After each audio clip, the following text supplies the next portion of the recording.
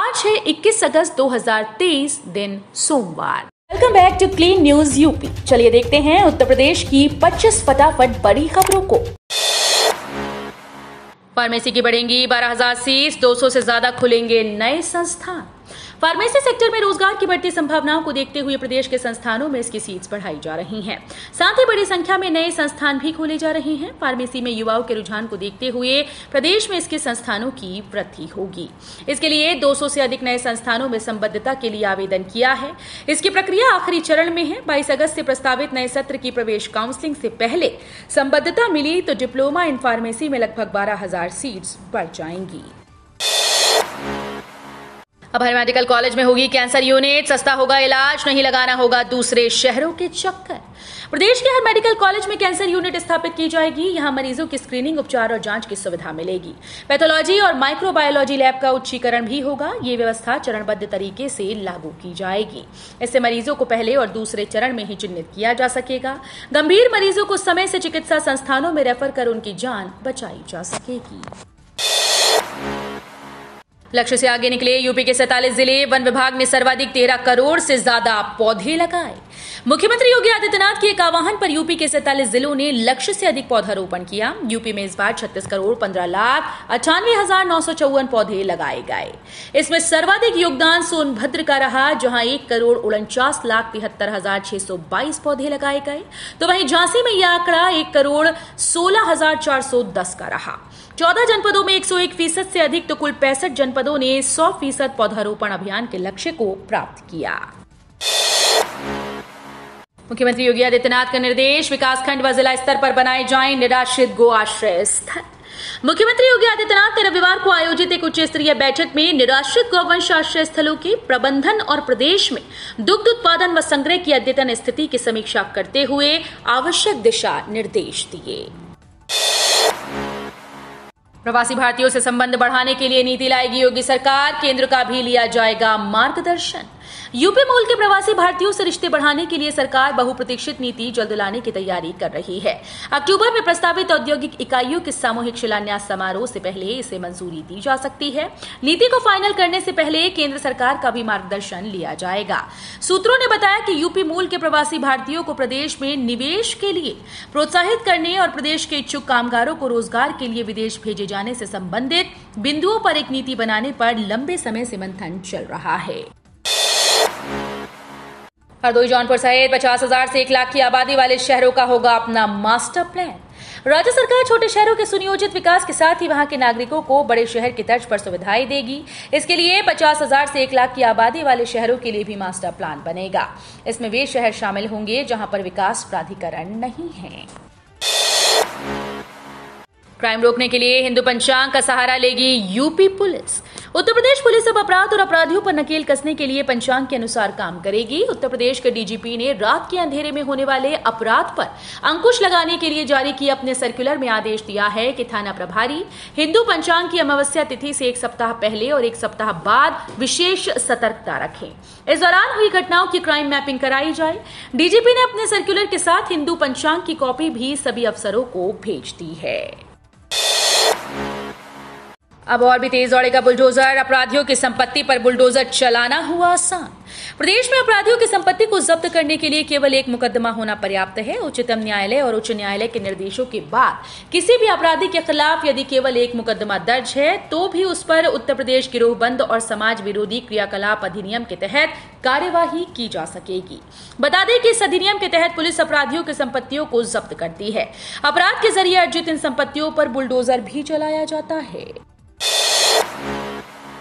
वाराणसी से नई दिल्ली के लिए सितंबर में एक और फ्लाइट होगी सहूलियत। लखनऊ से वाराणसी की हवाई सेवा पसंद की जा रही है। इंडिगो एयरलाइंस के अधिकारियों के मुताबिक 78 सीटर विमान के लिए 70 से 75 सीट्स की बुकिंग हो रही है। जल्द ही और एयर ट्रैफिक मिलने की उम्मीद है। सितंबर में वाराणसी से नई दिल्ली के लिए एक और फ्लाइट शुरू होगी।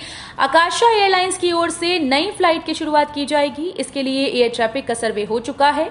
नई फ्लाइट शुरू होने से यात्रियों को सहूलियत रहेगी। अक्टूबर से बनेंगे रोपवे के स्टेशन। पहले चरण में 3 व दूसरे चरण में 2 स्टेशन बनेंगे। देश के पहले पब्लिक ट्रांसपोर्ट रोपवे के स्टेशन का निर्माण अक्टूबर से शुरू होगा। पहले चरण में 3 और दूसरे चरण में 2 स्टेशन बनेंगे। मार्च से रोपवे की शुरुआत होने की उम्मीद है। इसके लिए पिलर खड़े किए जा रहे हैं। रोपवे का पहला स्टेशन काशी विद्यापीठ में बनेगा, दूसरा कैंट और तीसरा रथ यात्रा में।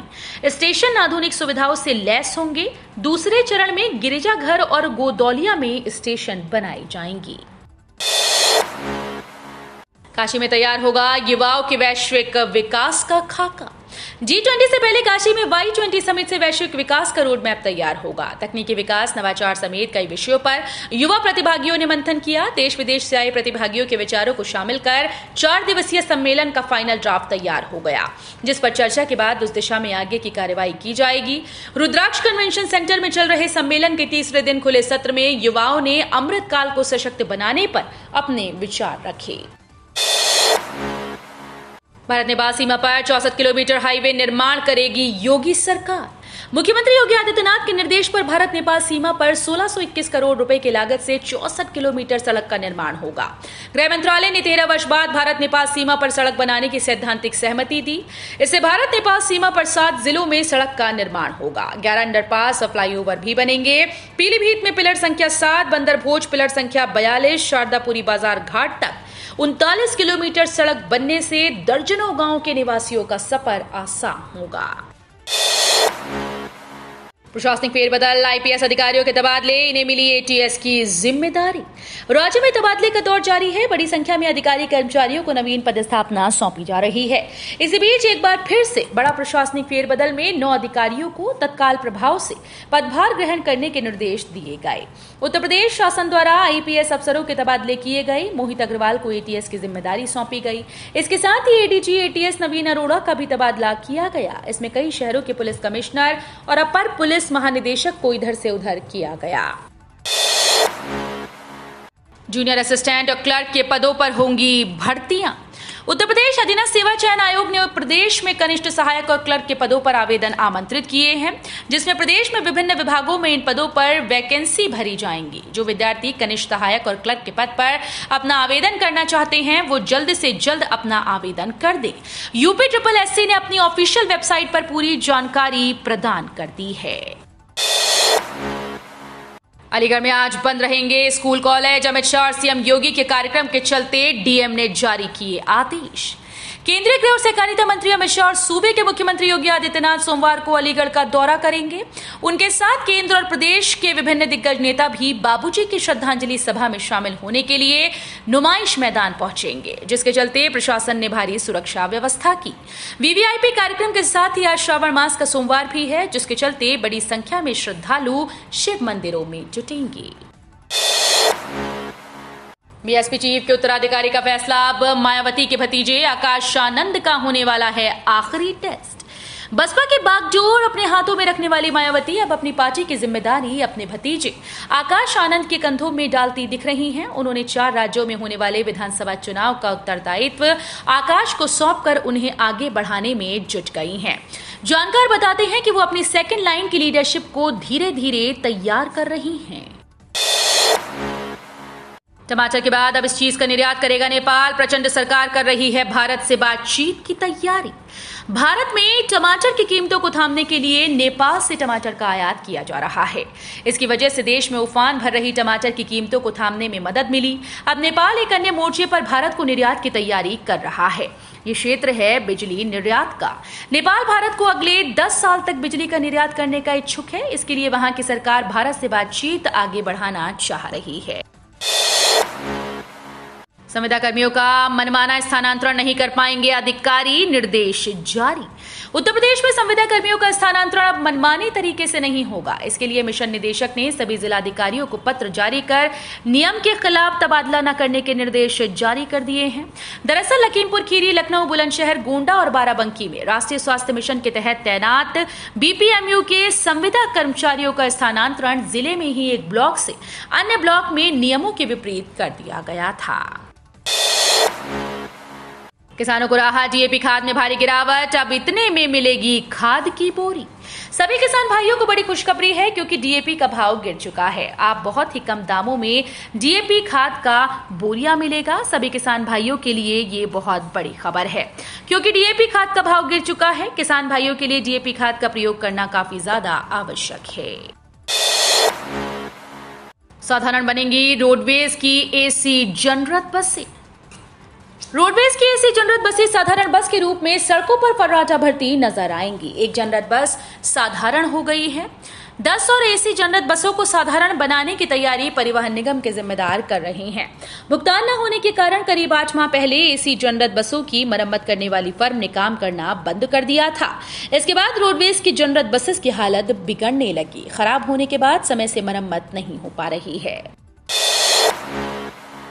भगोड़ा घोषित व्यक्ति को भी अग्रिम जमानत का अधिकार, हाईकोर्ट का महत्वपूर्ण फैसला। इलाहाबाद हाईकोर्ट ने एक महत्वपूर्ण निर्णय में कहा कि भगोड़ा घोषित किया गया व्यक्ति भी अग्रिम जमानत पाने का हकदार है। कोर्ट ने कहा कि गिरफ्तारी सिर्फ इसलिए नहीं की जानी चाहिए कि गिरफ्तार करना कानूनी रूप से सही है। गिरफ्तार करने की शक्ति और उसे प्रयोग करने के औचित्य में अंतर करना आवश्यक है। यदि रूटीन तरीके से गिरफ्तारी की जाती है तो इससे व्यक्ति की प्रतिष्ठा और आत्मसम्मान को क्षति पहुंचती है। चांद पर 23 अगस्त को इस समय लैंड करेगा चंद्रयान 3। इसरो ने दी अहम जानकारी। चंद्रयान 3 मिशन का लैंडर मॉड्यूल चांद की सतह से महज 25 किलोमीटर की दूरी पर चांद के चक्कर लगा रहा है। इसरो ने ट्वीट कर बताया कि चंद्रयान 3 का दूसरा और अंतिम डी बूस्टिंग मनूवर सफलतापूर्वक हो चुका है। सतह पर सॉफ्ट लैंडिंग के साथ ही भारत इतिहास रच देगा और ऐसा करने वाला दुनिया का चौथा देश बन जाएगा।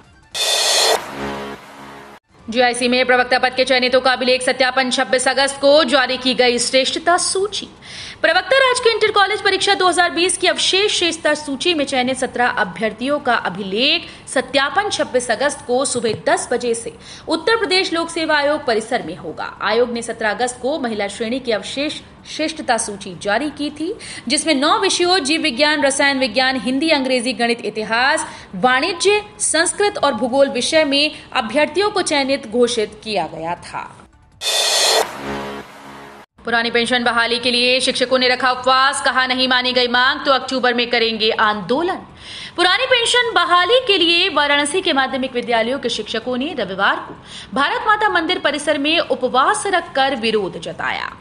चेतावनी दी कि यदि सरकार ने हमारी मांगों को नहीं माना तो बड़े पैमाने पर आंदोलन किया जाएगा। उत्तर प्रदेश माध्यमिक शिक्षक संघ के नेता सुधांशु शेखर त्रिपाठी के नेतृत्व में बड़ी संख्या में शिक्षकों ने उपवास रखा। सीएम योगी का निर्देश, जमीन पर कब्जा करने वालों को किसी सूरत में न बख्शे।